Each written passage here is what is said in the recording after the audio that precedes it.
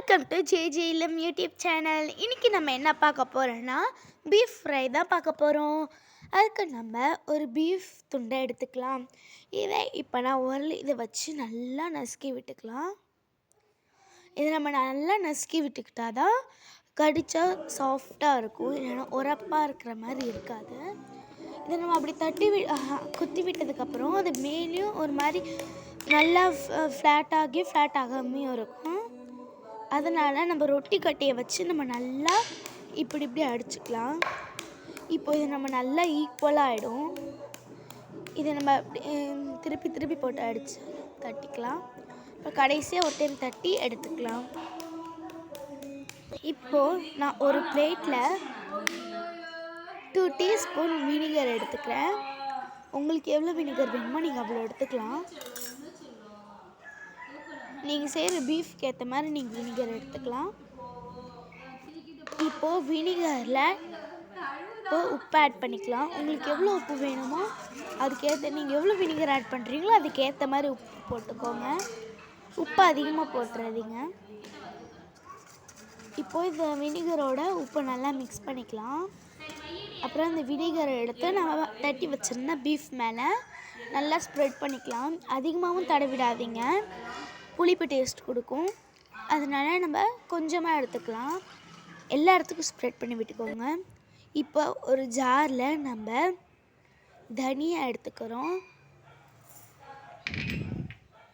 அப்புறம்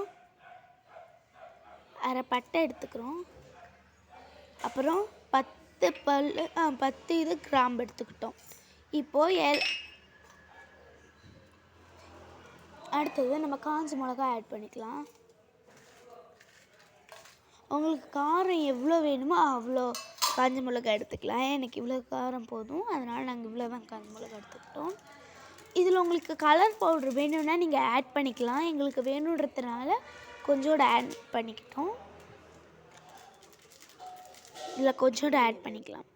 அடுத்தது இதுக்கு கருவேப்பிலை தேவைப்படுங்க இல்லையா, அதனால் கருவேப்பிலையை இப்போ நம்ம உருவிக்கலாம். உருவி இந்த பிளேட்லேயே போட்டு வச்சுக்கலாம்.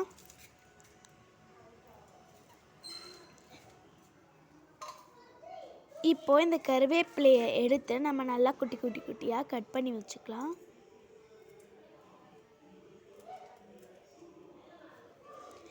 இப்போது இந்த கருவேப்பிலையை கட் பண்ணதுக்கப்புறம் ஒரு அடுப்பில் பேன் வச்சுக்கலாம். இந்த பேன் நல்லா ஹீட் ஆகணும். ஹீட் ஆனதுக்கப்புறமா பேனில் நம்ம ஆயில் ஆட் பண்ணிக்கலாம். ஆயில் கொஞ்சம் அதிகமாகவே ஆட் பண்ணிக்கோங்க.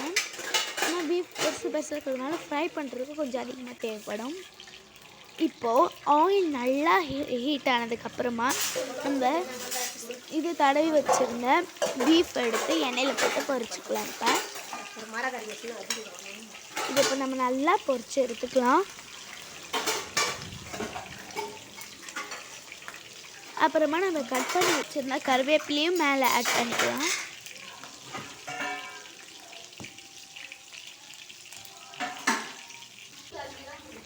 இதை நம்ம இப்போ நல்லா பொரிச்சு எடுத்துக்கலாம். அவ்வளோதான், நம்ம பீஃப் ஃப்ரை ரெடி. இவ்வளோதான். இதை நீங்கள் செஞ்சு பார்த்துட்டு கமெண்ட்டில் சொல்லுங்கள். வீடியோக்கு லைக், சப்ஸ்கிரைப், ஷேர் பண்ணுங்கள். தேங்க்யூ ஃபார் வாட்சிங்.